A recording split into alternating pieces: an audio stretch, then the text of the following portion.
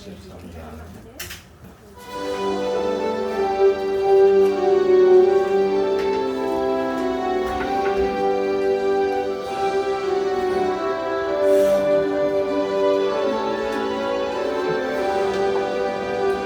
환난과 핍박 중에도 성도는 신앙 지켰네.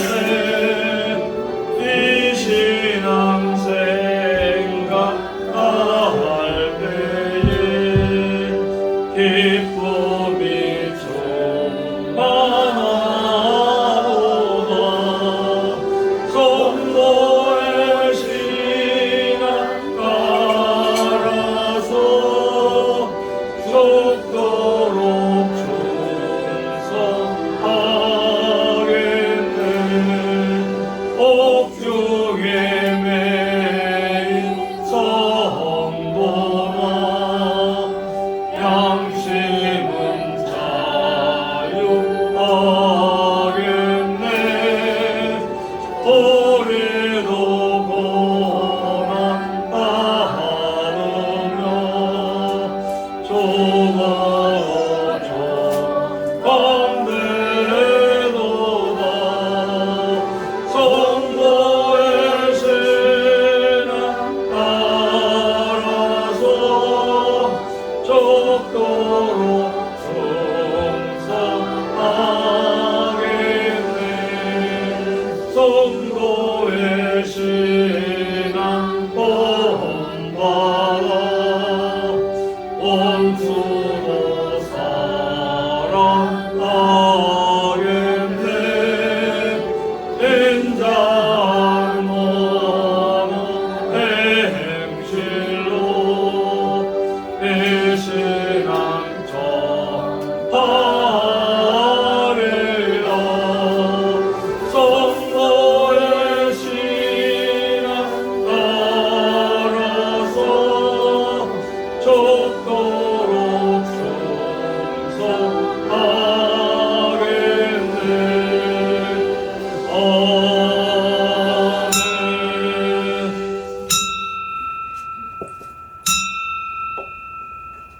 다같이 묵상 기도드리심으로 주일 오후 예배 하나님께 드립니다. 다같이 묵도 드립니다.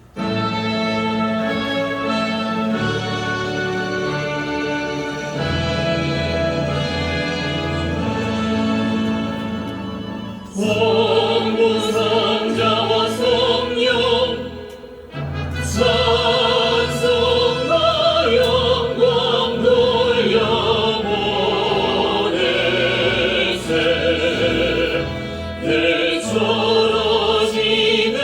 내처러지는까지 오 영원 무릎 꿇어 성삼위 내 영광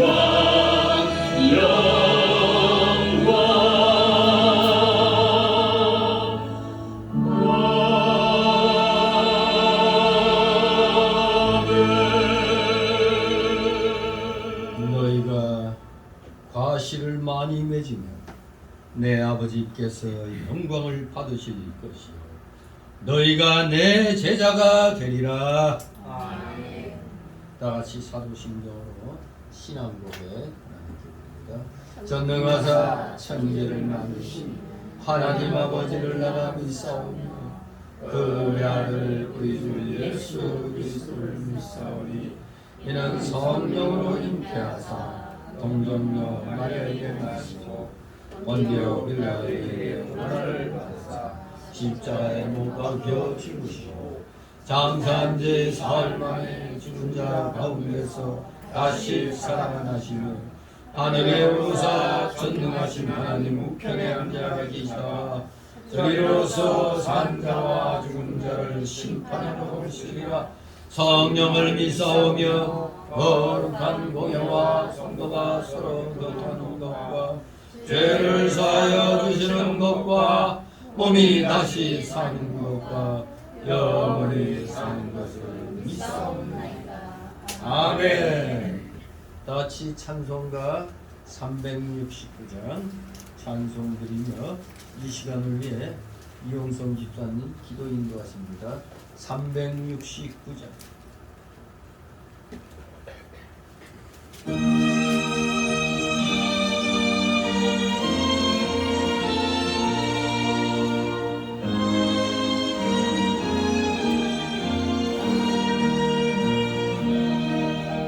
내 맘과 정성을 다하여서 주 너의 하나님을 사랑하라. 내 몸을 아끼고 살아가니 형제와 이웃을 사랑하라.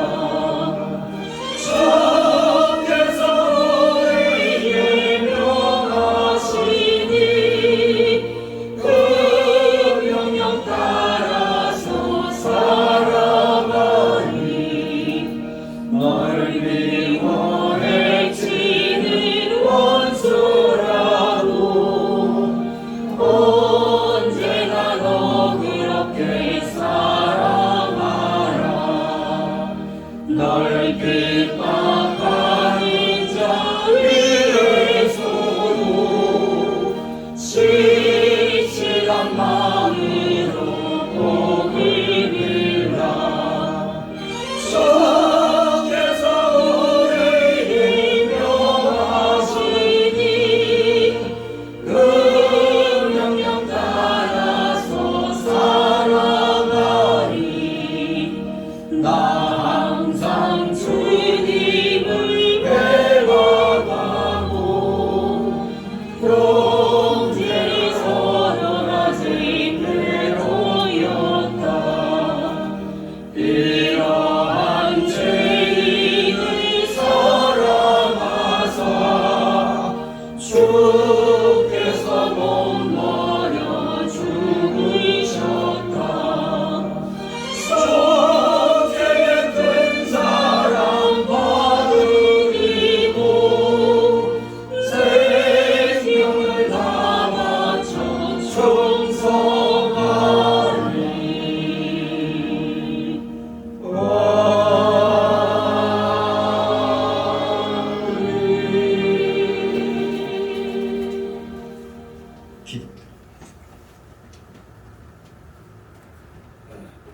천지를 창조하시고 우주 만물을 주관하시는 전지전능하신 아버지 하나님, 거룩한 주일을 맞아 오늘도 감사와 찬송과 영광을 드립니다.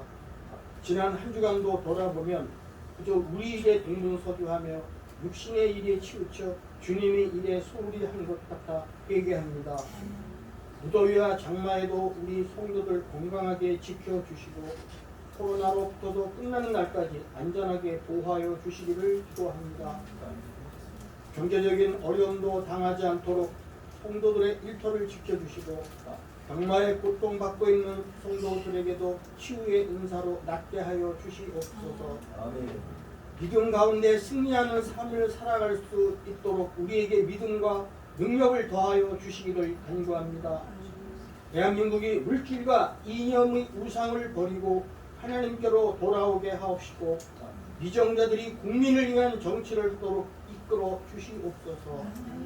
오늘도 생명의 말씀을 전하시는 목사님에게 성령 충만케 하셔서 우리들이 깨달음을 알게 하여 주시고 육신의 상처도 조속히 치유케 하여 주시기를 기도합니다. 이 모든 간절한 기도를 우리를 죄악에서 구원해 주신 우리 주 예수 그리스도 이름으로 기도드립니다. 아멘.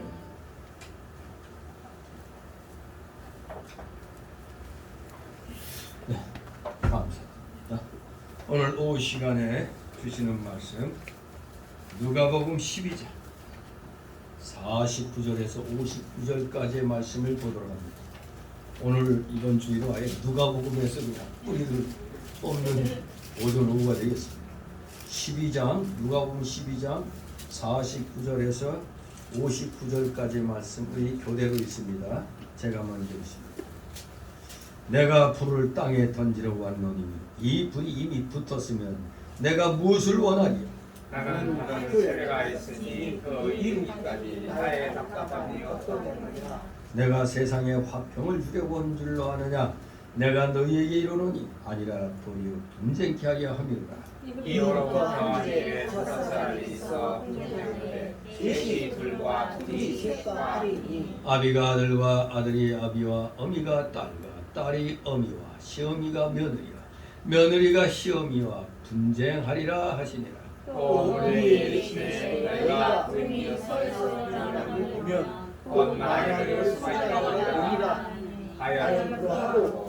남풍이 불을 보면 말하기를 심히 더우리라 하나니 과연 그러하니라. 대신한 자여 너희가 천지의 주장을 분별할 줄 알면서 어찌 이 시대를 분별치 못하느냐. 또 어찌하여 옳은 것을 스스로 판단치 아니하느냐. 내가 너를 구할 자와 함께 복하게 할 때에 길에서 화해하기를 힘쓰라. 저와 너를 재판장에게 끌어가고 재판장이 너를 간섭에게 넘겨서 간섭이 옥에 가둘까 염려하라. 다 같이 네게 이르노니 홀이라도 남김이 없이 갚지 아니하여서는 결단코 저기서 나오지 못하리라 하시니라. 아멘. 예. 오늘 제목은 시대를 분별하라는 제목으로 함께 은혜를 나누고자 합니다. 오늘 이 내용을 보면 진리로 인한 분열과 시대의 징조를 우리에게 가르쳐주고 있습니다. 오늘 이 본문은 바로 두 단락으로 나눠서 살펴볼 수가 있겠습니다. 첫 번째 단락은 49절에서 53절까지로 불을 던지러 오셨음을 말씀하시는 예수님, 불을 던지러 오셨음을 말씀하시는 예수님. 두 번째 단락으로 54절, 59절 분별치 못함을 책망하시는 예수님. 이렇게 두 단락으로 나눠서 살펴보도록 합니다. 먼저 첫 번째 단락 49절, 53절 불을 던지러 오셨음을 말씀하시는 예수님. 한마디로 진리로 인한 분열을 말씀하고 있습니다. 앞에 1절에서 12절에서와 마찬가지로 제자들이 예수로 말미암아 받을 순환에 대비토록 격려하는 말씀이 되겠습니다.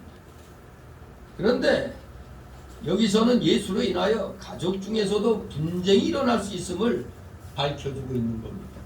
아, 복음이 들어가니까 왜 우리 가정에 이렇게 분란이 일어나는가 했더니 아주 당연한 겁니다. 당연히 분쟁이 일 수밖에 없는 겁니다.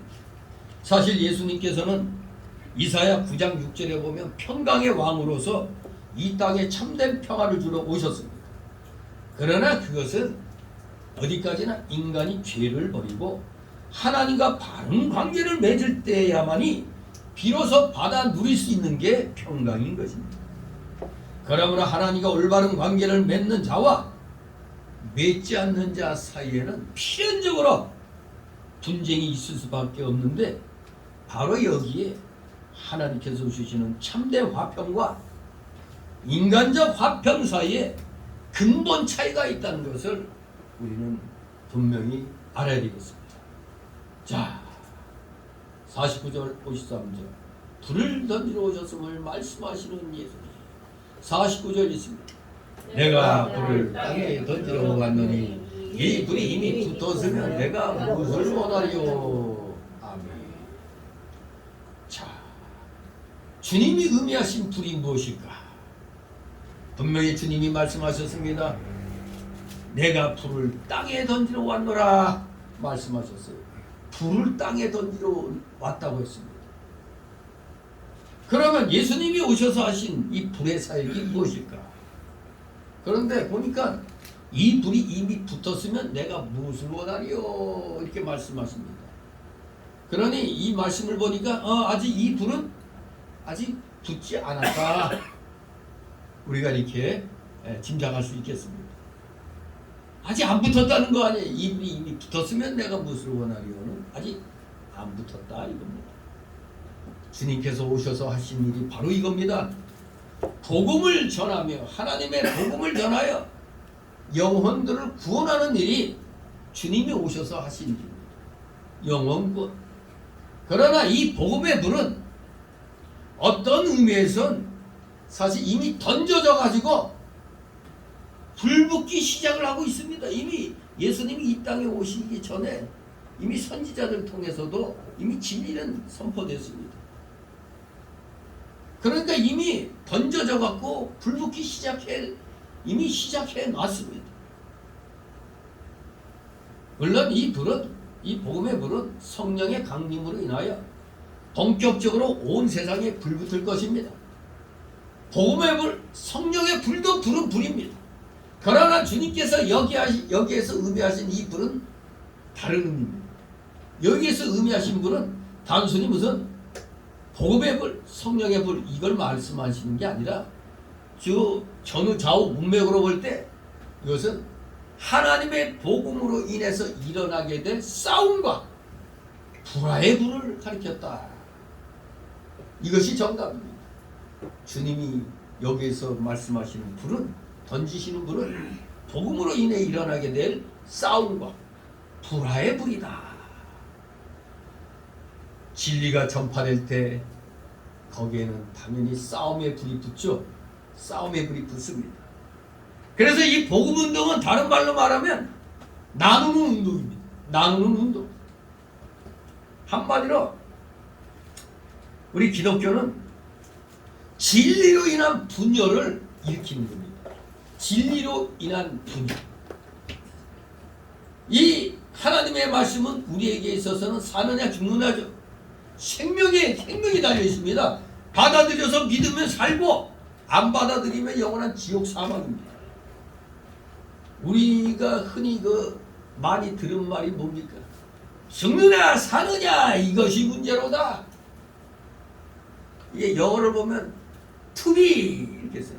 존재하느냐 or 아니면 not to be 존재하지 않느냐. 이게 바로 to be or not to be 하면 우리말로 부드럽게 번역하면 사느냐 죽느냐 이겁니다. That is the question. 그것이 문제다 이겁니다. 사느냐 죽느냐.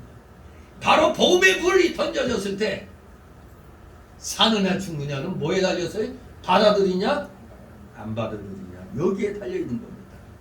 과연 복음은 이렇게 나누는 운동이 되는 것이 되겠습니다. 태초에 하나님께서 천지를 창조하실 때 뭐를 나누셨죠? 빛과 어둠을 나누셨습니다. 성경 말씀은 처음부터 나누는 운동이었습니다. 빛과 어둠을 나눴습니다. 또 이 복음은 오늘날 보면 믿음과 불신앙을 나누고 있잖아요. 믿음에 섰느냐 불신앙에 섰느냐 나누고 있습니다. 그러면서 하나님의 자녀들과 마귀의 자녀들을 나누고 있습니다. 그런데 바로 이러한 나눔이 일어날 때 거기에는 싸움과 불화가 있는 겁니다. 우리 조직폭력배에 속한 가족이 있어. 이걸 빼내야 돼.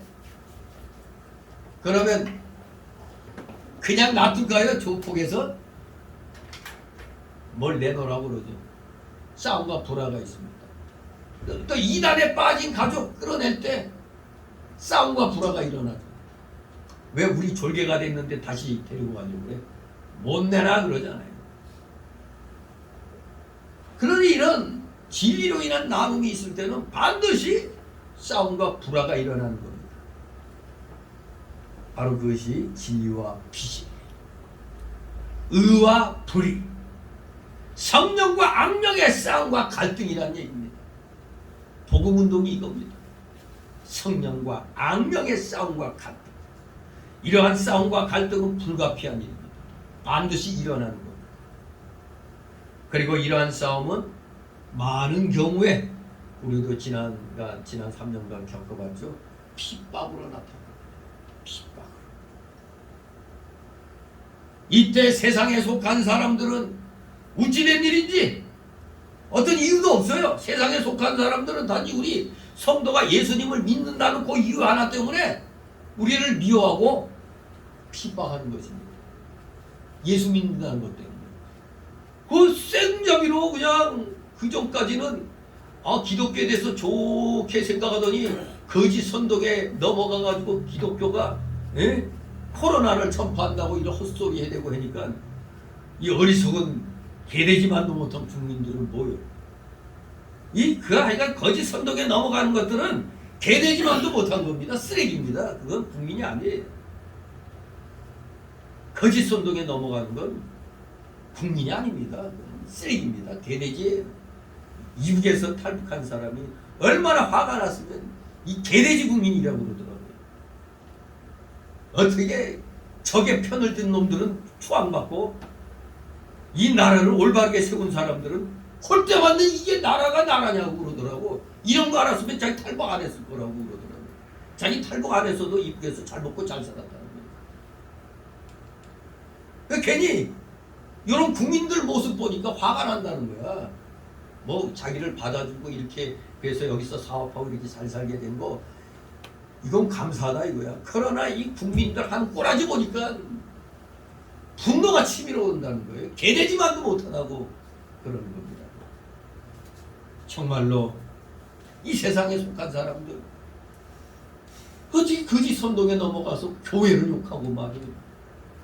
기독교를 욕하고 은근히 예수 믿는다는 사람 적대시하는 그런 일이 3년 동안에 우리 일어났었잖아요. 코로나 팬데믹 때문에. 그 빨갱이 정권이 했잖아요. 문제하게 저 분명히 저거 감옥에 쳐넣어야 됩니다. 저거 감옥에 안 쳐놓으면은 이 윤석열 정권도 올바른 소리 못 들어요. 지금 죽느냐 사느냐입니다. 지금 이거 심각한 겁니다. 이거 투기 올라 투기입니다. 이게 사느냐 죽느냐. 저들은 이유가 없습니다. 예수 믿는다는 것 때문에 무조건 죽이는 겁니다. 우리 기독교인들. 또 종교 문제에서 볼 때 소위 말하는 그 뉴에이저들 있죠. 뉴에이지 운동하는 뉴에이저. 요 놈들은 종교의 통일을 주장하죠. 종교의 통일. 이 뉴에이저들은 가장 배격해야 할 대상으로 참 기독교인을 꼽고 있습니다. 참 올바로 믿음 생활한다는 게 이렇게 어려운 거예요. 올바로 믿음 생활하려니까 여기저기서 차여요. 똑같이 기독교인이라고 하면서도 적당히 나가는 쪽에서는 우리같이 올바른 길 가려고 고지식하게 나가면은 우리를 욕합니다. 그래가지고 어떻게 살겠느냐. 적당히 타협하면서 해야지. 이렇게 나와요. 저 신복음주의는 정통 보수의 진정한 개혁주의는 절대 세상과 타협할 수가 없어요. 비진리와 타협할 수가 없는 겁니다. 진실로 올바르게 나가니까 이 올바르게 나가는 우리를 핍박을 하는 겁니다. 어설픈 기독교 계통과 안 믿는 자들은 참 기독교인을 핍박하는 겁니다. 자, 그러니 이런 분쟁, 싸움과 불화가 일어나는 겁니다. 우리는 이게 맞다! 근데 틀렸다! 이러니까 어떻게 싸움이 날 수밖에 없잖아요. 50절 있습니다. 나는 아들 세례하였으니 그 이르기까지 나의 답답함이 어떠하겠느냐. 아멘. 자, 퀴즈 나갑니다. 돌발 퀴즈. 주님이 받으신 세례는 뭡니까? 주님이 우리 예수님이 받으신 세례가 있대. 문세례? 아니 지금 여기 불 했잖아요. 불하면 고통 아니에요? 뭐요 이게? 예수님의 십자가 고난과 죽음을 가리키는 겁니다. 예수님이 장차 받으신 아직 이때까지는 제자들 교육시키고 다닐 때 아직 받지 않았어요. 예수님이 장차 받으신 십자가의 고난과 죽음을 가리켜서 내가 받을 세례라고 말씀하는 겁니다.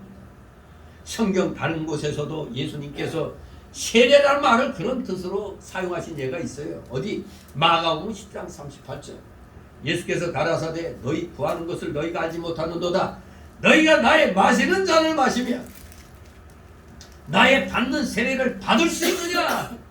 니들도 나와 같이 십자가 고난 받을 수 있느냐 이겁니다. 예수님의 답답하심은 십자가의 고난에 대한 그의 인간적 마음의 고통과 더불어 그 고난을 통해 아버지의 명하신 구원의 일을 이루시려는 그의 간절한 소원을 나타내고 있는 겁니다. 그러니 이 제자들은 아직 뭣도 모르잖아요. 저도 마시겠습니다 하고 있어. 이게 십자가 고난인지 모르고. 그러니 참 답답한 겁니다. 아버지가 명하신 그 구원의 일을 이루시려니 십자가를 지셔야 돼. 참 인간적으로는 죽음 아닙니까? 죽음의 고통. 그걸 겪어야 되고. 아무튼 인간적인 마음의 고통과 더불어 구원의 일을 이루시려는 그의 간절한 소원, 그것을 생각할 때 답답한 겁니다.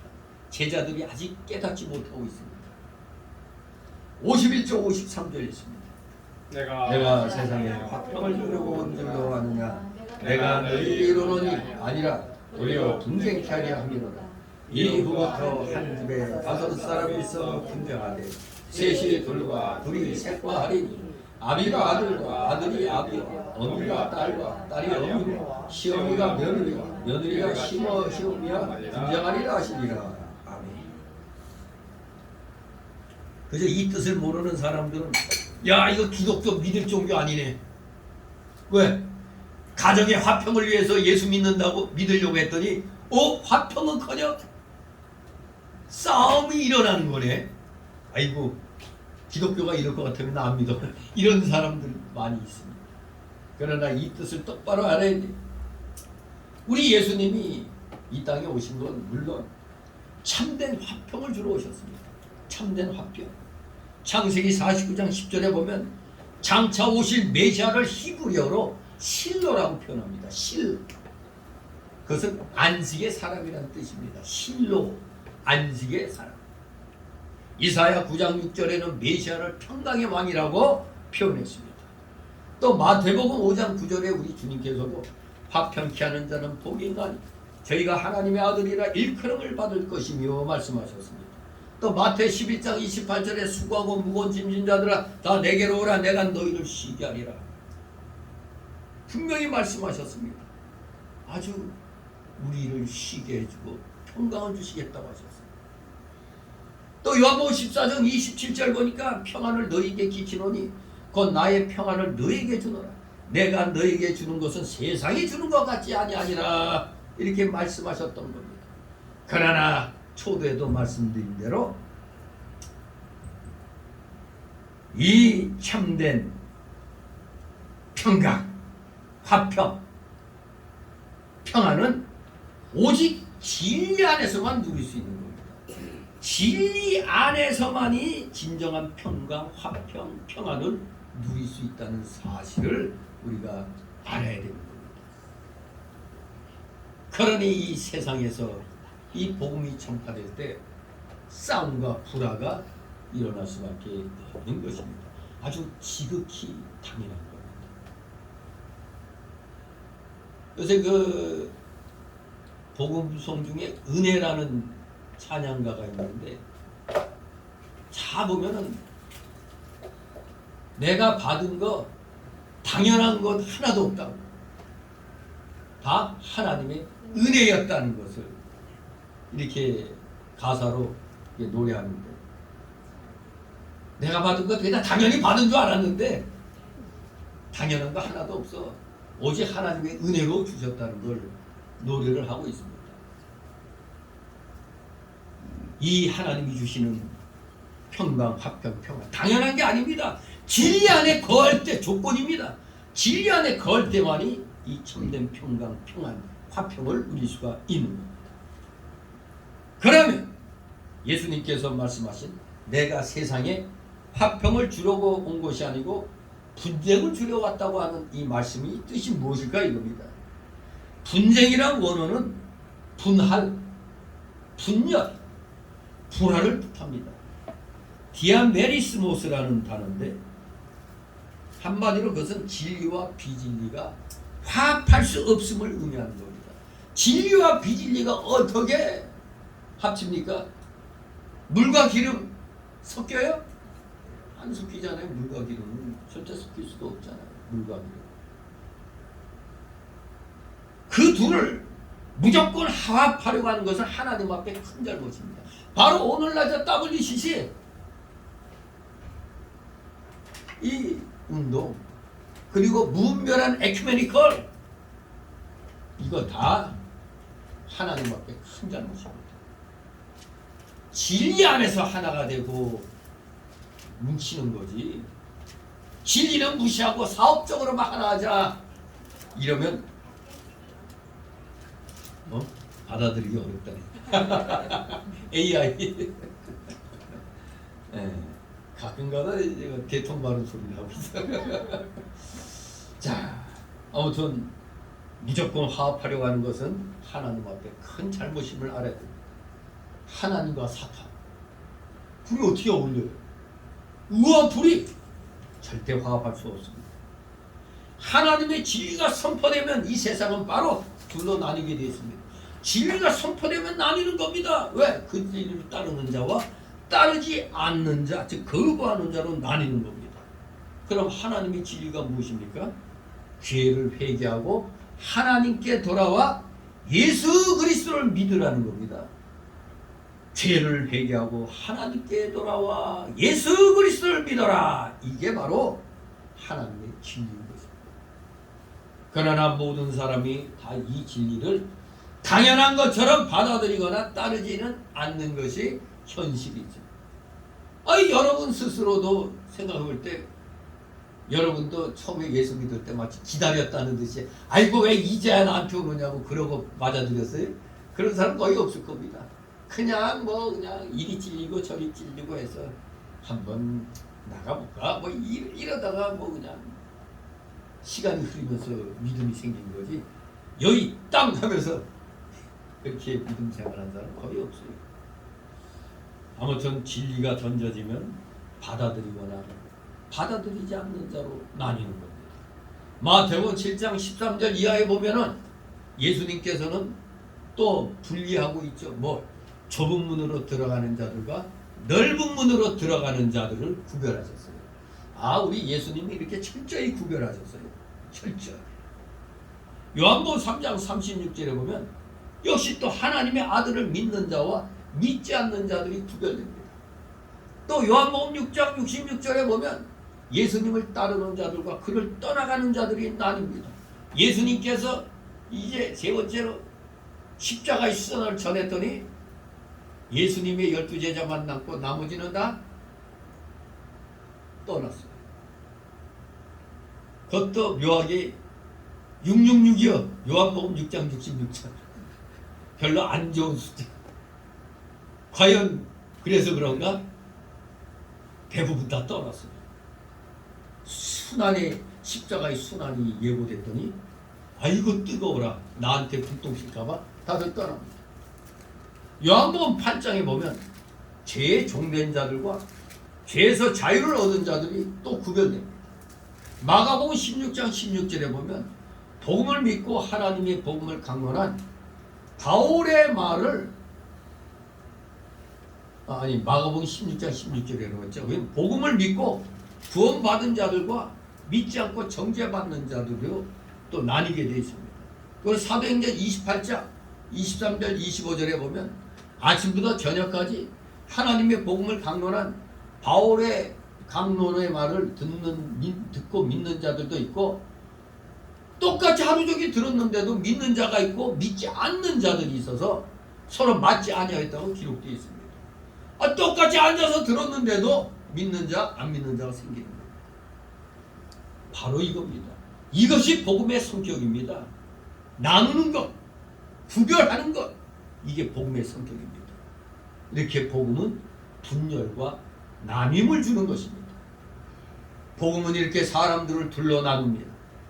그것은 때때로 안타깝게도 집안 식구들을 둘러 나누며 신앙 문제로 서로 갈등하게 만들죠. 그 나눔과 갈등은 불가피한 겁니다. 현재 권하는 장차 받을 영광과 좋게 비교할 수 없도다. 어디에 나와 있죠? 로마서 8장 18절 말씀이 있죠. 장차 받을 영광을 생각하면은 지금 현재의 분열과 갈등은 불가피한 겁니다. 당연한 것을 알고 넘어가야 돼요. 또 52조 53절에 보면 분쟁하리라는 원어는 나뉘리라, 불하리라 그런 뜻입니다. 그러나 그 갈등은 좋은 의미에서 가정 복음화의 시작이요 과정이 되는 겁니다. 복음의 불이 마침내 온 가족을 구원하는 경우가 많이 있습니다. 여러분이 바라는 것이 무엇입니까? 우리 가족들이 다 예수님을 믿고 따르는 것 아닙니까? 가족들이 영원히 나누지 않고 하나님을 섬기는 거 아닙니까? 근데 안타깝게도 다음 세상이 있다는 걸 모르고 끝까지 고집 피우고 예수님 영접 안 하면 이 지상에서의 가족은 하늘나라 가면 둘로 나뉘는 겁니다. 천국 가는 가족, 지옥 가는 가족. 안타깝잖아요, 이게. 어떻게든지 가족을 구원하도록 해야 됩니다. 사도행전 16장 31절에 바울이 가로되 주 예수 그리스도를 믿으라. 그리하면 너와 네 집이 구원을 얻으리라. 한 사람의 예수 믿는 자가 그 가족에게 생기면 처음에는 불화가 생깁니다. 분쟁이 일어납니다. 호적에서 파내버리겠다 이런 말 다 나오잖아요.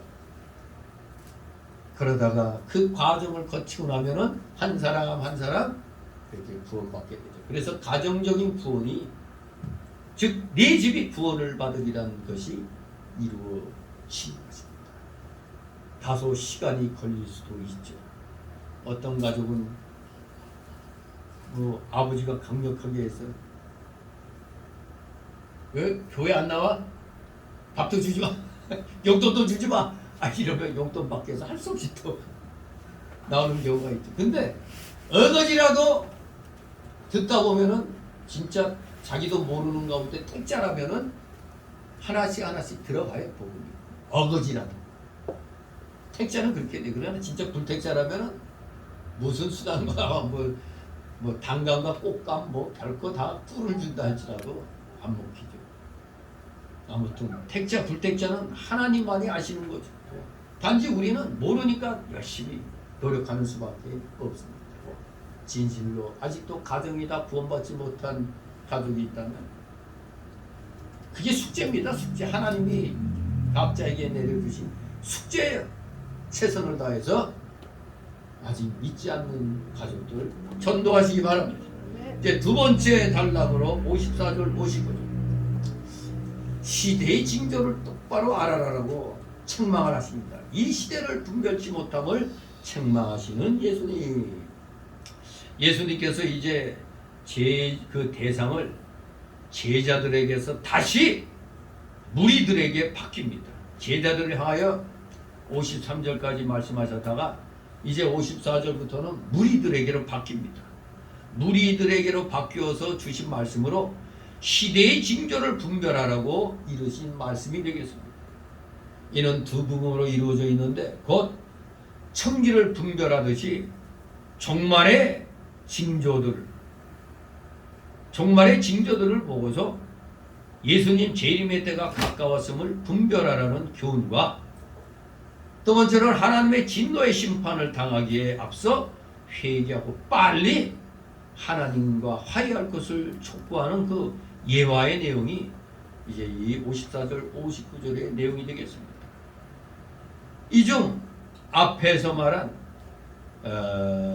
청기를 분별하듯이 종말의 징조들을 보고서 예수님의 재림의 때가 가까웠음을 분별하라고 하는 이 교훈에 관해서는 우리가 마태복음 16장 2절 3절을 참고로 해서 또 우리가 살펴볼 수가 있겠습니다.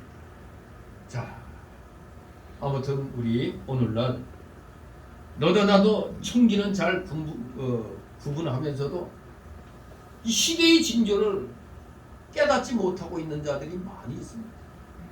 특히 목회자들이 삼직을 까맣게 모르고 있어요. 왕과 제사장직만 기억하고 있어요. 뭐를 지금 다 잊고 있다고? 선지자직분을 잊고 있어요. 왜? 선지자직은 괴롭잖아요. 일깨워줘야 되잖아. 못 알아듣는 놈 그냥 확 딱이라도 때려가지고 깨닫게 해줘야 되는 거 아닙니까? 시대의 징조를 알아야 되는데 못 깨달으니 얼마나 답답합니까? 다 같이 54절 55절 있습니다. 또 우리에게 이르시되 너희가 구름의 서에서 일어남을 보면 곧 말하기를 소나기가 오리라 하나니 과연 그러하고 남풍이 돈을 보면 말하기를 신이 도리라 하나니 과연 그러하니라. 외식하는 자의 너희가 천재의 기상은 분별할 줄을 알면서 어찌 이 시대는 분별치 못하느냐. 아멘. 우리 사람이 나이가 들어가면은 지혜로워진다는 얘기 많이 하죠. 세상 경험, 삶의 경험이 많으니까. 그러니 일자 무식의 노인네들이라도 삶에 있어서는 뭐 대학 나온 며느리보다도 나은 그런 모습을 보일 때가 많잖아요. 지혜. 삶의 경험이 많을수록 세상을 보는 그 눈이 높아지죠. 더구나 세상 날씨, 기후 이런 것은 나이가 들수록 어렸을 때부터 그 경험이 있어갖고 하늘을 보니까 이 비 오겠네, 빨래 걷어라 이렇게 나오죠. 분별하는 날씨와 기후를 분별하는 그런 지혜를 얻게 됩니다. 삶의 경험이 많을수록.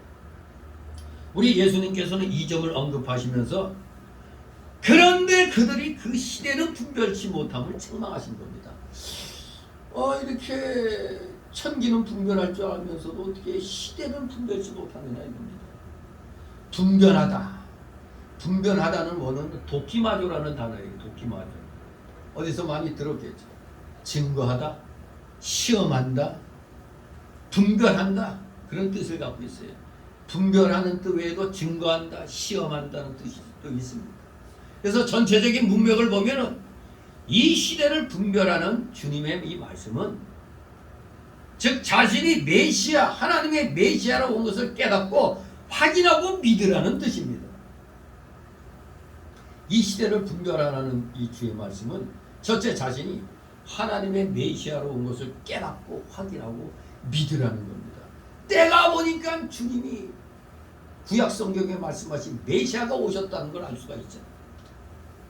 예수님께서 메시아라는 사실은 그 당시 이미 확실한 많은 증거가 되었습니다. 누가복음 7장에 보면 7장 그 22절에 보면 예수님께서 옥중에서 제자들을 보내어 오실 그이가 당신이 오니까 우리가 다른 일을 기다리오리까 이렇게 질문했던 세례 요한에게 다음과 같이 대답하심으로 자신이 메시아이심을 확실하게 증거했습니다.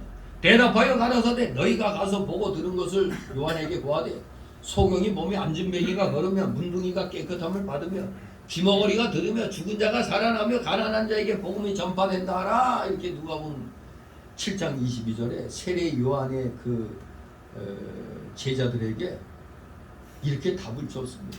세례 요한에게 이렇게 답하라 이겁니다. 요한복음 20장 30절 31절에는 다음과 같이 또 기록되어 있죠. 예수께서 제자들 앞에서 이 책에 기록되지 아니한 다른 표적도 많이 행하셨으나 오직 이것을 기록하면 너희로 예수께서 하나님의 아들 그리스도이심을 믿게 하려 하며 또 너희로 믿고 그 이름을 힘입어 생명을 얻게 하려 함이니라 이렇게 말씀했습니다. 이미 메시아라는 사실을 많은 말씀들로 성경 말씀들로 증거가 되어 있습니다. 예수님이 메시아로 오셨다는 것. 그러나 그럼에도 불구하고 많은 유대인들은 특히 종교 지도자들은 예수님을 거부했습니다. 특히 이 종교 지도자들은 예수님을 비난할 거리를 찾은 겁니다. 어떻게든 틈을 잡아가지고 깎아내리려고 했어요. 누가복음 11장 53절 54절 보니까 거기서 나오실 때 서기관과 바리새인들이 맹렬히 달라붙어 여러 가지 일로 실문하고 그를 비난하기 위해 그의 입에서 나오는 것을 잡고자 하여 목을 지키더라 그랬습니다. 하여간에 성경을 좀 안다는 자들이 예수님의 입에서 나오는 걸 거기에서 흠을 잡으려고 별짓을 다 했던 겁니다. 이렇게 종교 지도자들이 분별력이 없으니까 예수님께서 그들이 시대를 분별치 못한다고 책망하셨고 그들을 외식하는 자라고 부르셨던 것입니다. 시대를 분별하지 못하면 책망받아 마땅한 겁니다. 오늘날 이 세계적으로 기상이변이 지금 많이 일어나고 있어요. 계속해서 우리나라도 진짜 엄청난 폭우가 쏟아지고 서양에는 폭염이 그냥 산불과 폭염. 그래서 죽는 자들이 많이 생겨나. 그런데다가 러시아하고 우크라이나 전쟁 중에 있고 또 미국의 현 합참의장이 며칠 내로 한반도에서 전쟁이 일어날 수도 있다. 그렇게 얘기하고 있어요. 현 합참의장이. 며칠 내로 어느 가수가 10분 내로 며칠 내로 순간적으로 일어날 수도 있는 겁니다. 뭐 어젠가 전라북도 어디에 뭐 4점 몇이라고 했나 2점 몇이라고 했나 뭐 그거 좀 제법 큰 건데 지진이 있었다고 그러죠. 왜 하필 그쪽에만 지진이 있지? 참 무서운 일입니다. 76년도 중북의 저거 당산 거기 탕산이라고 그러죠. 중국말로 당산에서 23초 만에 20몇만 명이 그냥 죽어버렸어요. 지진으로. 20몇만 명이 20몇 초에 지진으로. 그 영화를 갖다 제2교육관에서 당산 대지진에서 한번 TV 틀어서 그 이제 거기 들어가서 봤는데 진짜 감당이 안 되죠. 그 20몇 초 만에 그 몇십만 명이 죽었다. 정말 이 지구상에 일어나는 이 일들 그리고 지금 막 이렇게 사정없이 두들겨 패는 이 폭우와 폭염 뭔가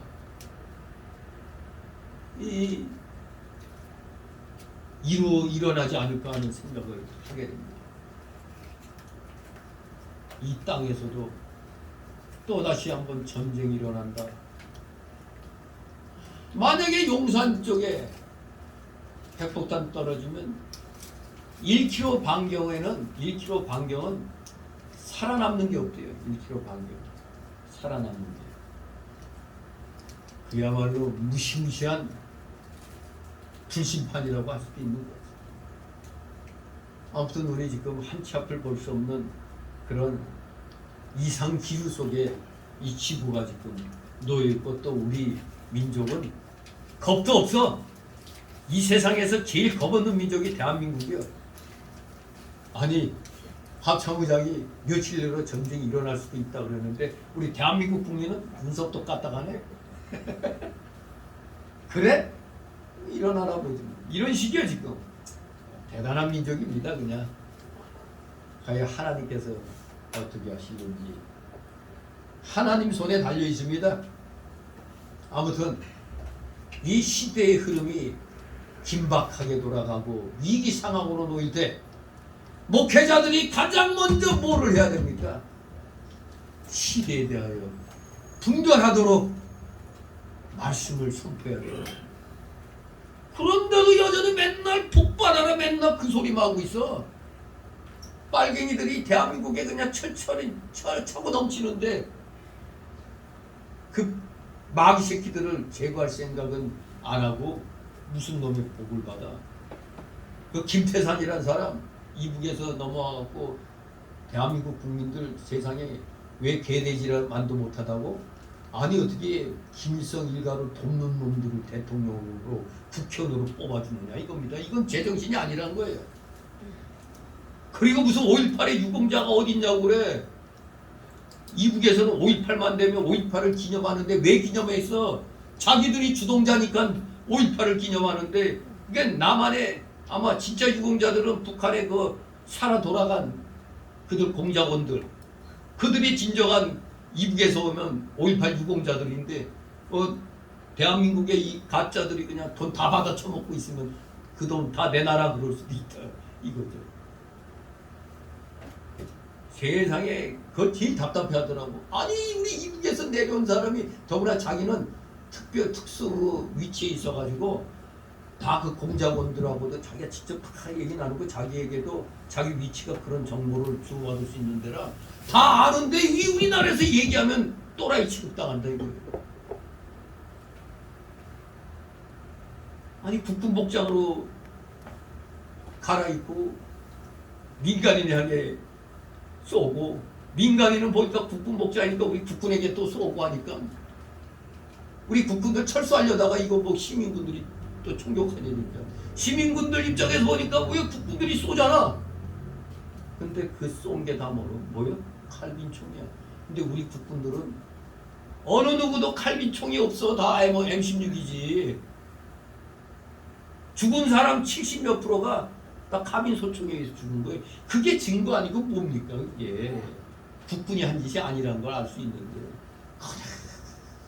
그러니까 그 사람이 김태삼이 어디 세상에 김일성 일가를 도와가지고 김일성 정권을 연장시켜주고 핵폭탄까지 만들게 해준 김대중이는 여기 내려와 봤더니 곳곳에 동상이 있고 기념관이 있고 진짜 이 대한민국 국민들이 개돼지 같다고 느꼈다는 거예요. 이게 이승만 박정희는 이북에서 안 좋게 들었는데 내려와서 보니까 진짜 영웅 중의 영웅인데 대한민국 국민들이 홀대하는 걸 보니까 정말 개돼지만도 못한 국민이라고. 이런 국민들 같으면 자기는 떠나고 싶다는 거예요. 참 이 시대를 분별치 못하는 이 나라 임자 한마디로 그 사람이 그래. 대한민국은 중공과 북한의 그 정치 역량에 의해서 움직여져 왔다는 거예요. 저 한 거 보세요 지금 저것들 하는 거 보면 아니 세상에 7월 27일이 저놈들이 전승절이라고 그러죠. 무슨 놈의 얼어 죽을 전승절입니까? 전폐절이지. 근데 이 KBS, MBC, 뭐 SBS, 뭐 YTN 이런 데서는 북한에서 그 방영되는 그 열병식을 그대로 방송했대잖아요. 이 귀신 같은 놈들이 편집해서는 이렇게 할 수는 있는데 그걸 그대로 마치 전승기념을 갖다 우리 대한민국에서 그걸 보고 축하라는 거예요. 뭐야 이 저러니 저게 무슨 공영방송이 저 KBS, 저 MBC, SBS, YTN 이것들 모조리 다 없애버려야 되는 거죠. 그걸 보고 개돼지 국민이 되는 겁니다. 가짜 뉴스 보고 저 북한의 선전선동에 넘어가요.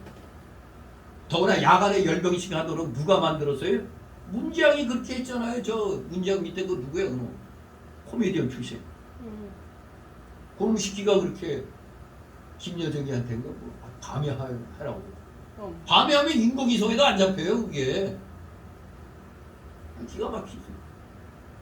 정말 이 대한민국은 이 사람이 그러니까 너무나 답답한 거야. 이북에서 딱 넘어와서 보니까 이건 뭐 저 주사파 이런 놈들이 다 장악하고 있잖아.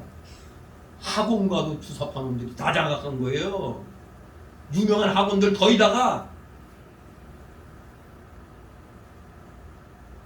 그러니 학교 가면 정교조 교사들한테 엉터리 좌파 역사 배우지. 학원 갔더니 또 학원 강사들이 또 그 잘나 빠진 주둥아리 가지고 또 애들 또 정신을 어지럽게 만들지. 정말 그 김태삼이 쓴 글을 보고 내가 진짜 어디 내 마음을 그대로 써놨어.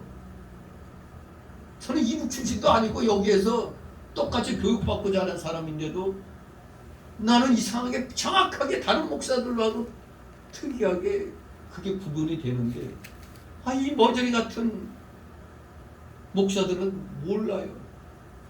그래서 저는 가는 곳마다 목사들 앞에 쓰면은 사실대로 말씀 선포하면서 현 상황에 대해서 얘기하니까 그 자꾸 나를 그래서 세우려고 하는 거예요. 왜? 자기들이 모르는 걸 자꾸 많이 얘기해주니까. 시대를 분별할 줄 알아야 됩니다. 선지자적인 사명을 감당해야 돼요. 정말로 시대를 분별할 줄 모르면 책망받아 마땅한 겁니다. 목사들이 자기가 못하면 욕이라도 비난이라도 하지 말아야 되는데 강함의 애국 세력을 왜 지들이 비난해요? 기독교인은 그런 데 끼는 거 아니라고 헛소리하고 야파했어. 지금 미국에서는 광화문 애국 세력이 평택에 와서 그 좌파들로부터 지켜줬다고 아주 그 미국 무대 안에서도 감사의 말을 전하고 미국에서도 그냥 정광 목사한테 연락이 오고 대통령실에서도 윤석열이가 한 건 아니지만 대통령실에서도 우리가 하나도 안 도와주는데도 어떻게 그렇게 잘하냐고. 기가 막힙니다. 이 정권에서 땡볕안고 애국 세력에게 돈 안 대줬어요. 문재인 정권에서는 뭐 몇 조를 대줬대잖아요. 좌파놈들한테. 기가 막히잖아 이거. 그러니 이 나라가 정상적인 나라가 아닌데 망하자는 게 이상하다 이거죠. 그 원인이 어디 있다고요? 우리 기독교인 거예요. 기독교인 때문에 대한민국에 살고 있는 겁니다. 이거 확실히 알아야 돼요. 하나님이 우리 기독교인 때문에, 올바른 기독교인, 소수의 기독교인 때문에 이 나라를 지켜주시는 겁니다. 시대를 분별할 줄 아는 소수의 기독교인들 때문에 하나님이 이 나라를 지켜주시는 겁니다. 진짜 우리 애국 시민들, 이 퍽퍽 찌는 폭염 속에서도 그 평택 거기 미국 기지 있는 그쪽에 내려가서 저 빨갱이 개딸놈 새끼들이 접근도 못하게 그냥 거기 저 빨갱이 놈들 무슨 짓거리 한 줄 아세요? 거기 유튜브 보니까 기가 막혀요. 무당들 동원해가지고 무당 푸닥거리 하고 있더라고. 우리 이쪽에서는 그냥 찬송 부르면서 그냥 막 이러고 있는데 저놈들은 그냥 겪어 소수가 와가지고 무당 푸닥거리를 하고 있어. 그런데도 이 건에 대해서 여러분 KBS, MBC, SBS 그거 방송한 적 있어요? 하나도 없잖아요. 웃기잖아요. 그러니 빨리 저거 문 닫게 해야 되는 겁니다. 유튜브를 통해서 그걸 알고 몇몇 신문에서 그것을 얘기해주고 있어요. 평택에서 미군 기지를 갖다 우리 애국 시민들이 이렇게 막아냈다. 정말로 우리 시대를 분별할 줄 알아야 됩니다. 안 그러면 하나님께서 성령으로 우리를 책망하실 겁니다. 여러분 책망받는 자를 되지 마시기 바랍니다. 우리 모두 깨어서 시대를 분명히 분별할 줄 알아야 되겠습니다. 57절 있습니다. 또 어찌하여 옳은 것을 스스로 판단치 아니하느냐. 아멘. 옳은 것이 뭐예요? 하나님의 진리입니다. 그 내용은 죄를 회개하는 것과 예수 그리스도를 믿으라는 것입니다. 그 내용은 1000만 번, 10,000,000 번 지당하신 말씀이죠. 사람들 누구나 하나님 앞에서 자신의 죄악됨을 인정하고 죄에서 돌이켜야 하고 죄를 떠나야 하고 또 하나님 아들 우리 구주 예수 그리스도를 진심으로 환영하고 믿고 의지해야 하는 것입니다. 예수님께서 하나님의 아들 그리스도시라는 사실은 많은 확실한 증거로 증거되었습니다. 이것은 사람들에게 주신 하나님의 바른 진리인 것입니다. 58절 59절 있습니다. 네가 너를 고소할 자와 함께 법관에게 갈 때 길에서 화해할 줄 있으라. 저가 너를 재판장에게 끌어가고 재판장이 너를 관속에게 넘겨주어 관속이 오게 갈까 염려하라. 네게 이르노니 풀이라도 남김이 없이 갚지 아니하면 결단코 어디서 나오지 못하리라 하시니라. 아멘. 이 말씀은 쉽게 말하면 우리가 아직 하나님의 심판대 앞에 서기 전에, 우리의 목숨이 끝나기 전에, 아직 마지막 심판의 날이 오기 전에 죄를 회개하고 예수님을 영접함으로써 하나님과 화목해야 할 것을 암시하는 겁니다. 그렇지 않으면 우리는 우리의 죄값을 완전히 갚기 전에는 감옥에서 나올 수가 없는 겁니다. 이 말씀은 우리가 죄값을 완전히 다 갚을 수 없기 때문에 하나님의 은혜가 아니고서는 영원히 지옥 형벌을 피할 수가 없다는 걸 말하는 겁니다. 그런데 지금 아직 우리 죽기 전이잖아요. 천국을 선물로 받을 길은 아직 살아있을 때 일어나는 겁니다. 살아있을 때, 아직 기회가 있을 때 참으로 죄를 회개하고 예수님 믿어 하나님과 화목해야 됩니다. 살아있을 때가 기회입니다. 죽고 나면 기회가 없습니다. 죽고 나면 기회가 없습니다. 이제 더한 악한 세상이 어떻게 우리 앞에 전개될지 모릅니다. 저는 가끔 그런 생각이 자고 일어나면 김정은 정권 무너졌다. 김정은이가 지난밤 죽었다. 아, 이런 소식이 들리기를 은근히 기대하고 있어요. 그러면 이 나라에는 새로운 또 변화가 일어날 거 아닙니까? 일단 저놈이 저 김일성 일가는 일단은 무너져야 돼. 그래야 뭔가 새로운 돌파구가 생기는 거거든요. 그러면 우리나라에 원조를 요청할 수도 있는 거예요. 새로운 정권을 잡은 자가 이 국민들이 일어나서 그냥 쌀 달라 하고 그냥 와 일어나면은 지금 뭐 소위 말하는 우리로 말하면 보위부원이니 이런 사람들은 소위 경찰관 뭐 이런 정보원들인데 지금 그냥 어디 가는 데마다 곳곳에서 국민들로부터 지도새도 모르게 얻어맞는다는 거예요. 그냥 시체로 발견되기도 하고 뭔가 좀 인심이 아주 흉흉해요 이분이 지금.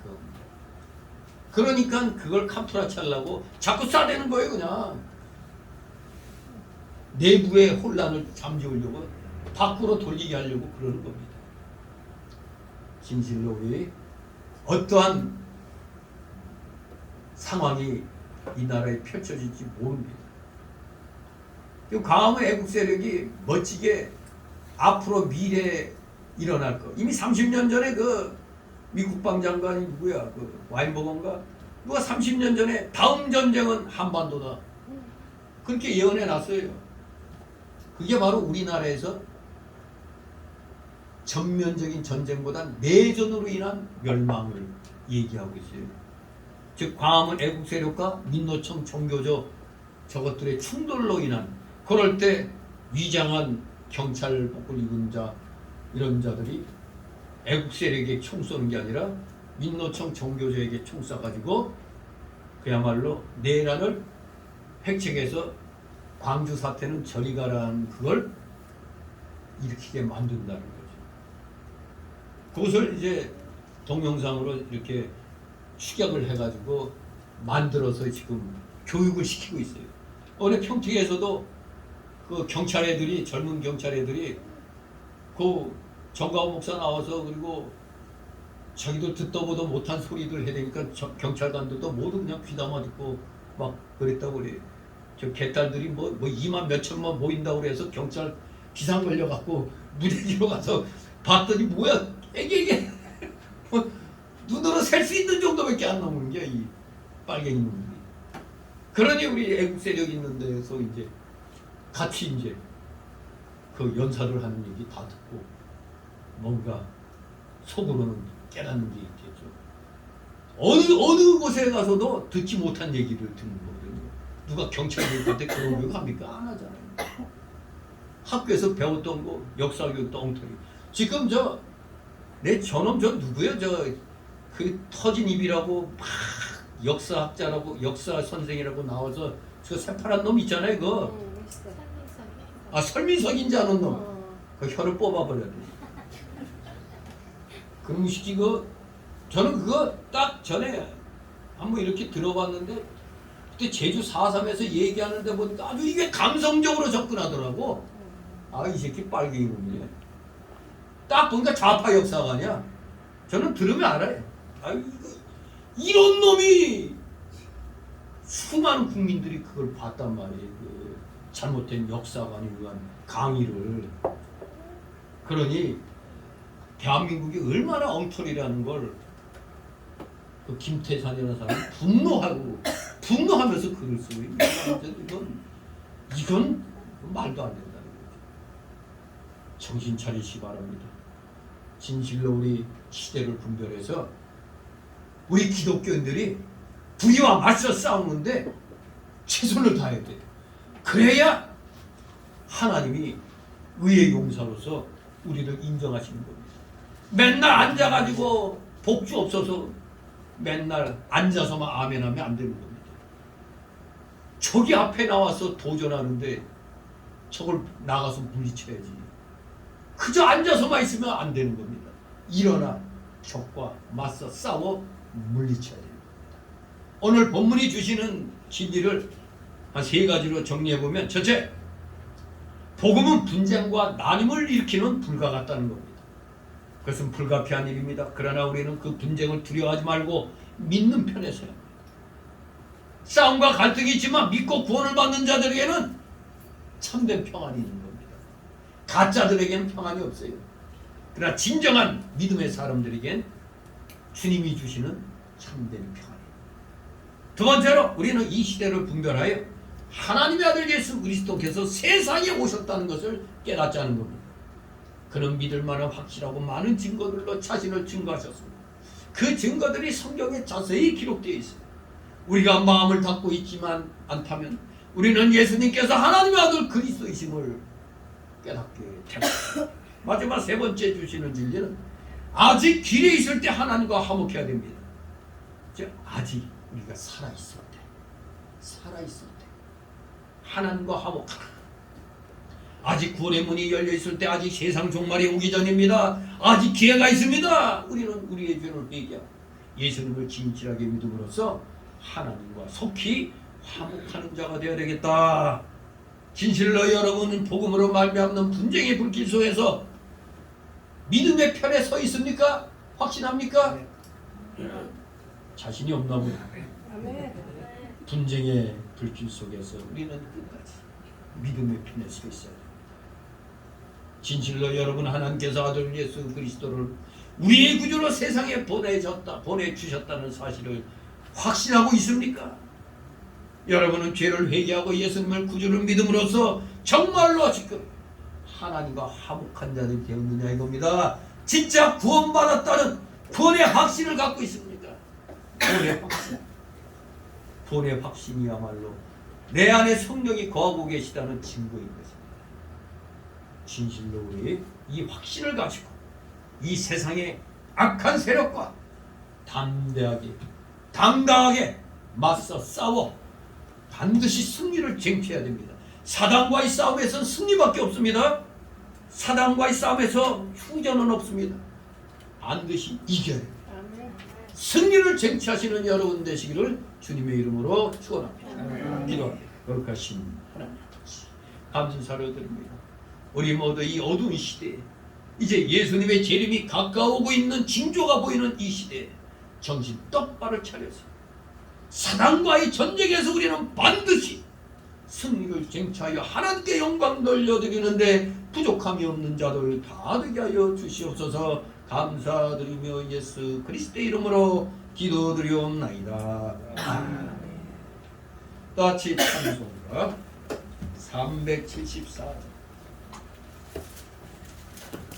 374장 찬송입니다.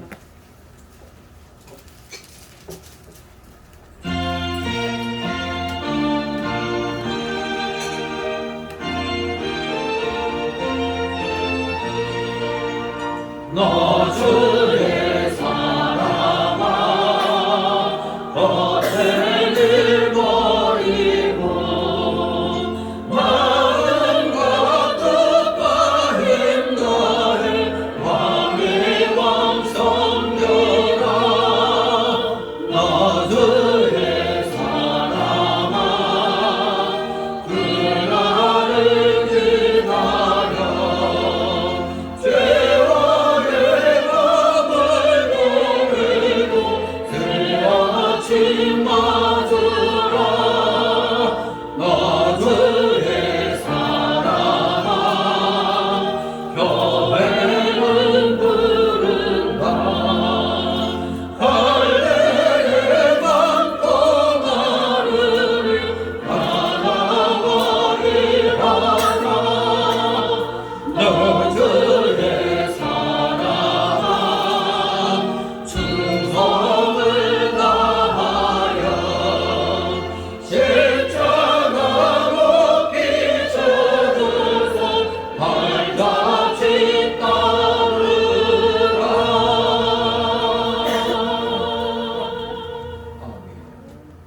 주기도문으로 마칩니다. 하늘 계신 이름이고 기름을 받으시오며 나라의 마옵시며 뜻이 하늘에서 이룬 것 같이 땅에서도 이루어지리라. 오늘날 우리에게 약속을 주시고 우리가 우리에게 주신 자를 사는 것 같이 우리를 사는 좁시고 우리를 시험에 들게 하지 마옵시고 다만 악에서 구하옵소서. 내겐 나라와 권세와 영광이 아버지께 영원히 있사옵나이다. 아멘.